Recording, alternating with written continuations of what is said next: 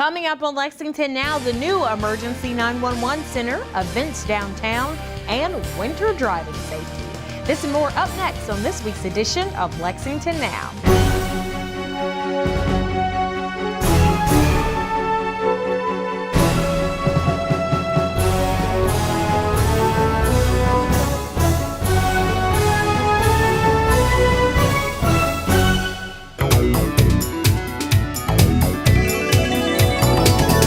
I'm Sherelle Roberts, and welcome to another edition of Lexington Now, where we take a look at the news that shapes your urban county government. Lexington's new Public Safety Operations Center, or PSOC as we like to call it, continues to set the standard for regional emergency responses. Lexington Public Safety.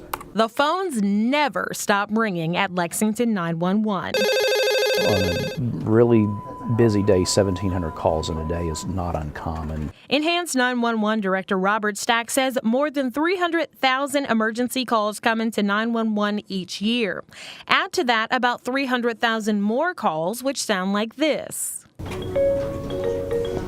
Those are administrative calls for the police department and the fire department. This busy call hub has a new home. It's the Lexington Public Safety Operations Center, or PSOC. And with that new home comes new equipment. Well, what we've installed in this room is state-of-the-art dispatch equipment. 2 years ago, we installed a state-of-the-art radio system. And so this center has that radio system, and we put a tower at this center directly behind the building. So we're tied to the county-wide radio system. For Lexington citizens, that means the best quality 911 service in our region. And it's needed because Lexington has dynamic issues. As 911 Supervisor Jonelle Patton says, those dynamic calls come in fast. Anywhere from domestic violence calls, loud party calls, injury accidents, things of that nature. But dealing with these stressful situations and being the first call for those in need makes the job worth it. It feels really good to know that you're helping people. Some jobs, you never know if you're making a difference. And in this role, you know you're making a difference to the people in the community. As Lexington continues to rapidly grow, so can the 911 staff at the PSOC. We have room for 12 call takers in this room, and we have space in here for 8 dispatchers, and right now we really actively use about 5 to 6 of those positions, so there's room for growth on the dispatcher, and typically we have 5 to 6 call takers, so there's room to add 6 more. We also pre-wired some of the surrounding offices so that they could become part of the dispatch floor someday in the future, so we try to future-proof this building. For more information about the Public Safety Department, you can visit the city's website, lexingtonky.gov. Downtown Lexington's vibrant social and business scene never fails to impress, and there's a lot going on this week to impress you. Take a look. Are you looking for things to do this week in downtown Lexington? This Monday at the Lyric Theater is Wood Songs featuring Southern Avenue and Holly Norman starting at 6:45. For more information, visit lexingtonlyric.com. On Tuesday at the Carnegie Center is the Kentucky Great Writer Series from 6 to 8 p.m. For more information, visit carnegiecenterlex.org. Then on Wednesday at Bluegrass Tavern is Cocktails and Comedy with Battle at the Bluegrass starting at 8 p.m. Thursday through Saturday, Country Boy is turning 5, and they will have 3 days of beer releases and festivities. For more information, visit their Facebook page, Country Boy Brewing. Also this Thursday through Sunday is the Kentucky Sport Boat and Recreation Show at Rupp Arena and Heritage Hall. For more information, visit lexingtoncenter.com. Then on Saturday at the Lexington Opera House, the Lexington Ballet will be performing Romeo and Juliet at 2 p.m. and 8 p.m. For tickets and more information, visit lexingtonballet.org. If you're looking for something to do, downtown Lexington has it all. Visit downtownlex.com or find us on Facebook, Twitter, or Instagram. For more information about what's happening downtown, you can log on to www.downtownlex.com. Well, it is winter, and although we haven't had to deal with too much in the way of severe winter weather, it's still possible. So it's always a good idea to be prepared for winter driving. Here are some tips you can use to stay safe. My name's Randy. I'm here with John Bobell at the Division of Emergency Management of Old Frankfort Pike, and John is the PIO officer for DIM. Now, John, we're going to talk about winter driving and what you should have in your vehicle in case of an emergency. Tell us about it. That's right, Randy. The most important thing you need to have is an emergency kit in your vehicle. It needs to have the supplies you would need if you got stuck, if you got stranded, in order for you to stay warm in the vehicle and wait till help arrives. The best thing to do is to be prepared before that snow starts falling. And we're going to go over those in just a moment.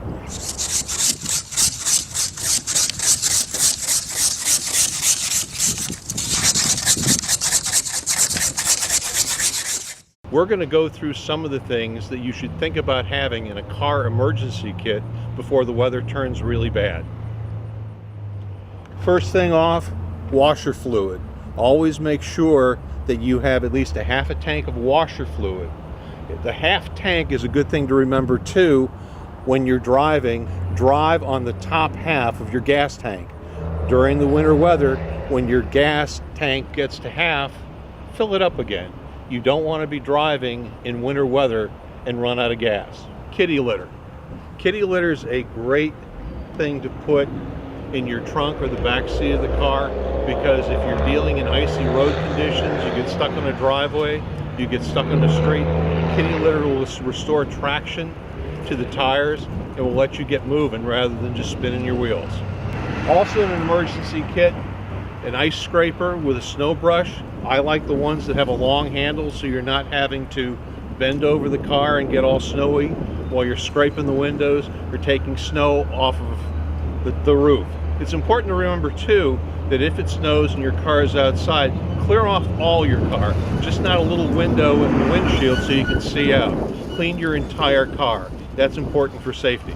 Family emergency kit's important for the house, but even a little car emergency kit's important too, because inside this you'll have another scraper, a pair of work gloves, and it's always a good place to put another car charger for your cell phone. If the power goes out in your house, you can charge your cell phone from the car dozens of times, and by that time the power will go out and you'll still be connected to emergency information. Those are neat little kits, John. Where can you get those? Those are available at most discount stores, grocery stores, and occasionally we will do special promotions and give them away. A couple other important things to think about having in a car emergency kit is a small first aid kit, bandages, gauze, tape. Important that if someone is injured, you're able to administer first aid until a first responder shows up. Flashlights, really important. Put extra batteries in your emergency kit and check it every so often to make sure the batteries actually work. Also in your emergency kit, a good thick blanket. You like to think about those space blankets, those little thin Mylar. They're not really good for keeping you warm, so invest in a blanket, or everybody's got an old comforter. Put that comforter in the emergency kit. You never know when you'll need it.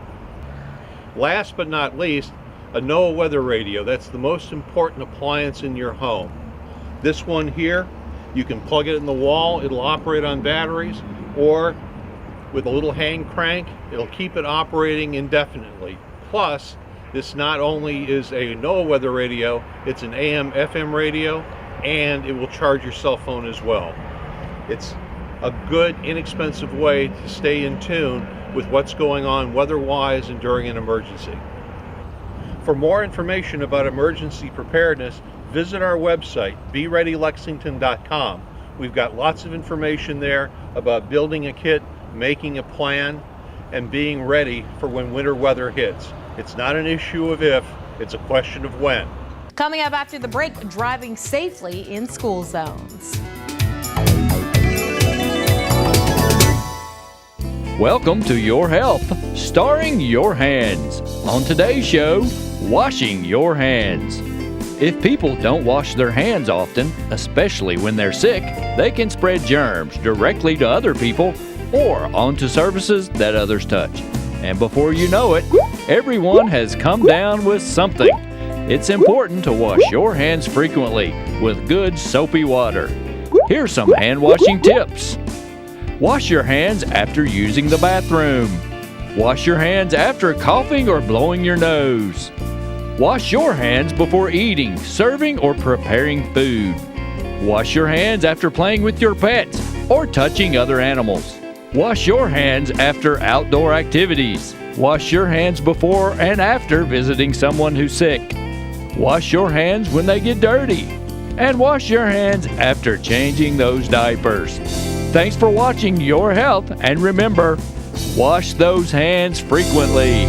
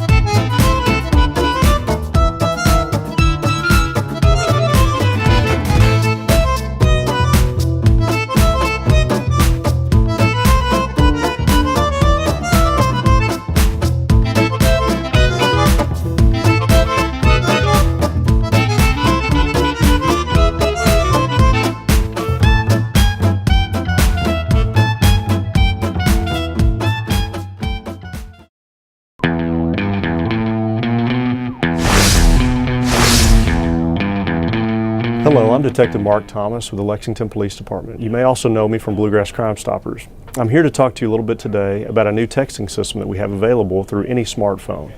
In the body of your message, you can text LexPD plus your tip to crimes. When you're submitting anonymous information, we ask that you include several things that would help us conduct the investigations more thoroughly, such as a person's name, their home address, possible license plate numbers, any other people involved, or why you think that they're conducting the type of activity that you believe that they are. All of those things, no matter how small you believe they could be, are relevant to the investigation. So please include those. So remember, you can send your anonymous tip information either through text, you can call the Bluegrass Crime Stoppers anonymous tip line at 859-253-2020, or you can go online to bluegrasscrimestoppers.com. Thank you.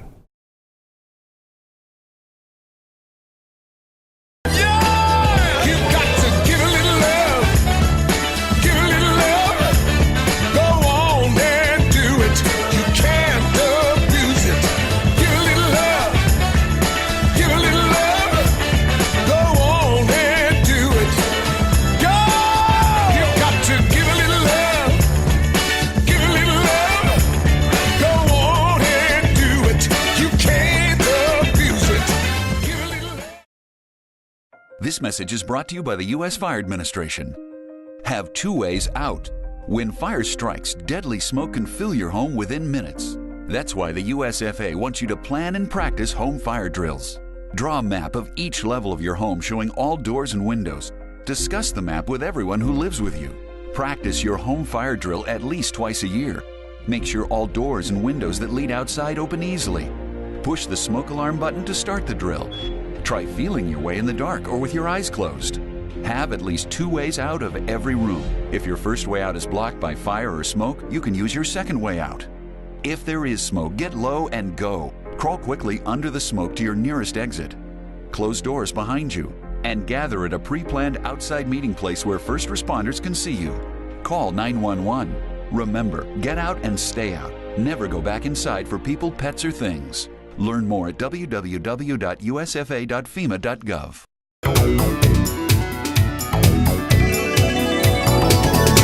Welcome back to the show.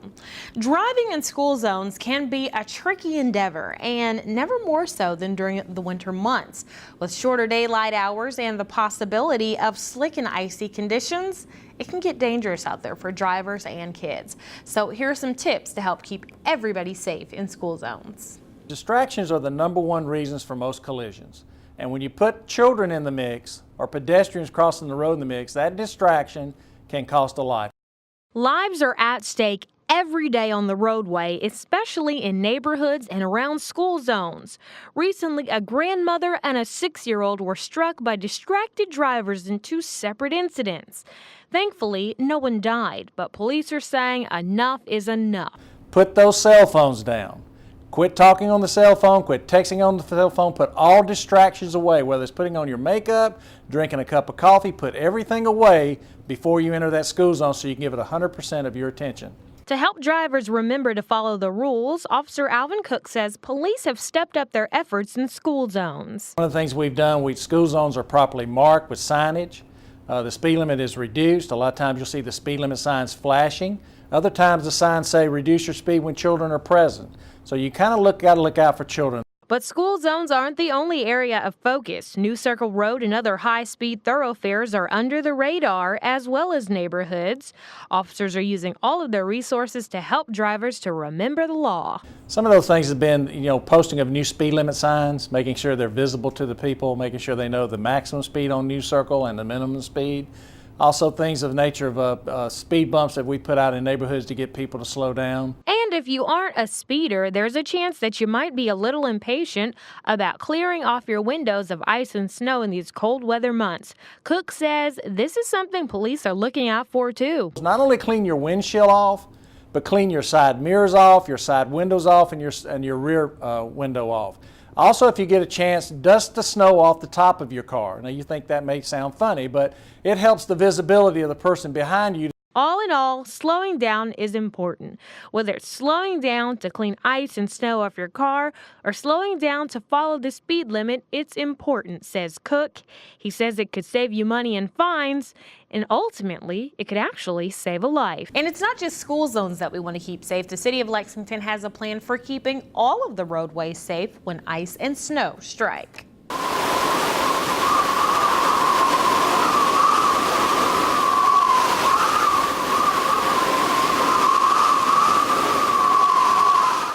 Please help us help you. Hi, I'm Catherine Minton. The objective of the Department of Environmental Quality and Public Works Snow and Ice Control Plan is to provide winter roadway safety to you, the traveling public, in the most reasonable, efficient, and effective manner. We're requesting your help during snow and ice removal operations and ask that you follow these simple suggestions. Please limit travel during storms to trips that are necessary. Once roads have been plowed and salted, the potential for accidents is greatly reduced.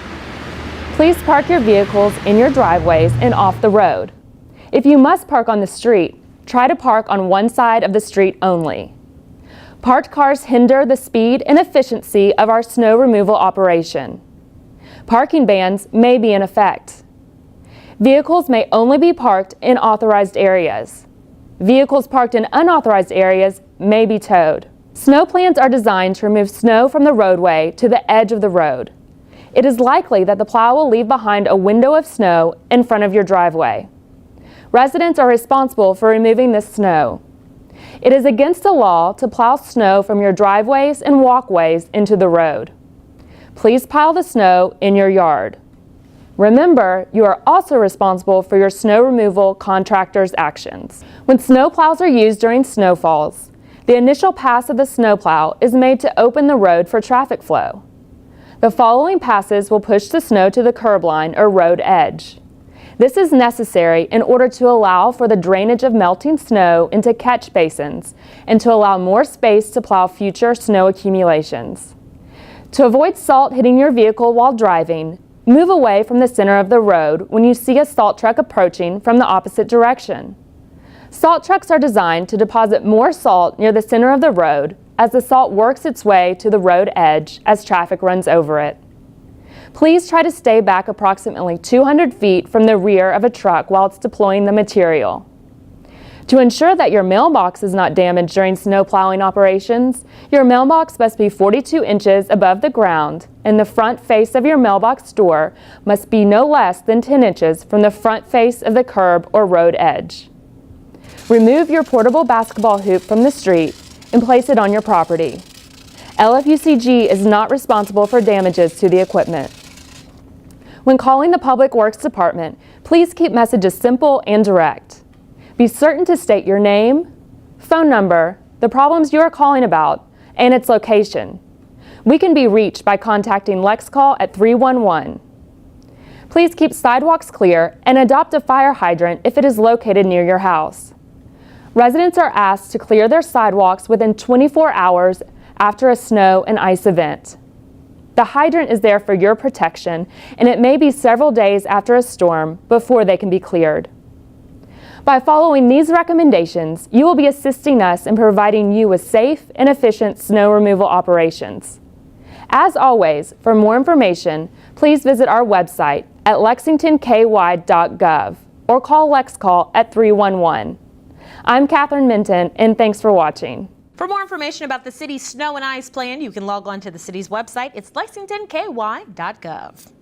Did you know that Lexington Police has an office designed to give aid to the victims of violence and abuse?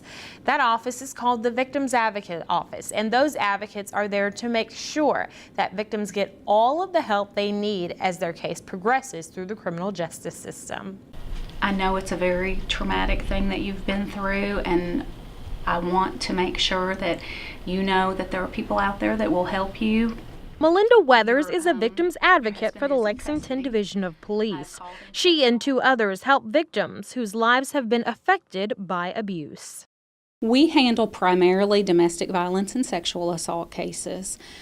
We are expanding the program and starting to do a little bit more with elder abuse and vulnerable adults. When the police are called to a scene of either domestic violence or sexual assault, a report is taken. We get that report and we initially make phone contact with the victims. So basically what that looks like is we'll call them up and just say, I got this report, just wanted to check on you and see how you're doing and see what kind of services they might need. A lot of people don't even realize that there are any services available. They're just like, the police are gone now and I don't know what to do. The advocates can also meet with the victims one-on-one to provide aid and share resource information. Some resources are outside of the Division of Police. We work a lot with our community partners like the Sheriff's Office to get them protective orders filed, the county attorney if there's criminal charges that are going to come with the case, the shelter, Greenhouse 17, if they need a safe place to stay. So just a lot of different community agencies coming together to help these victims. Advocate Letitia Hagerman says each case is unique, and so must her approach be to helping. Wherever they are in their crisis, we just do our best to empathize with them and put ourselves there, and we offer whatever resources are available given their situation. That includes helping victims who don't speak English. Special Victim Section, this is Letitia. We do utilize a service, it's called the Language Line. So what we do, if we get a report and it looks like that person needed an interpreter at the scene, before we call them, we hook up with the Language Line and they make the call, and we have a conversation through an interpreter about what resources are available. In addition to helping victims personally, they also help them to understand the criminal process. Many victims' abusers have been arrested and are facing prosecution. Understanding these procedures can be tough. These are new words for people. They're like, what's a preliminary hearing? What's a pretrial? What's the grand jury? So we try to get in there as soon as we can and start explaining that to them. Advocate Weathers says she and her two partners can be viewed as tour guides of the system.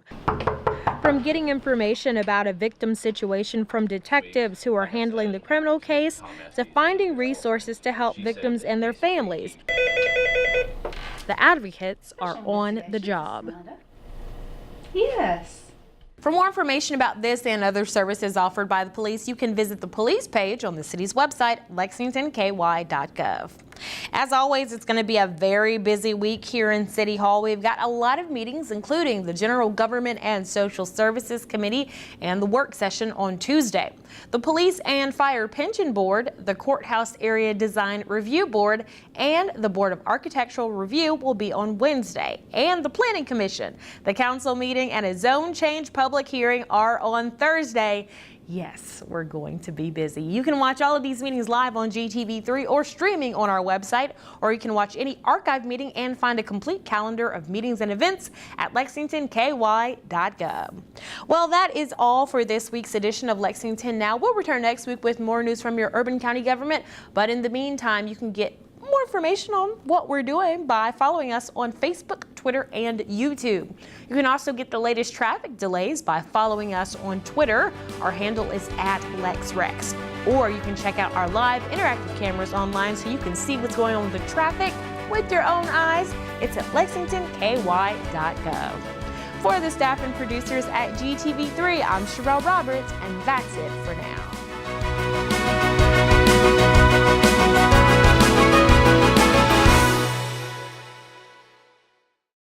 The preceding program was produced through the facilities of GTV3.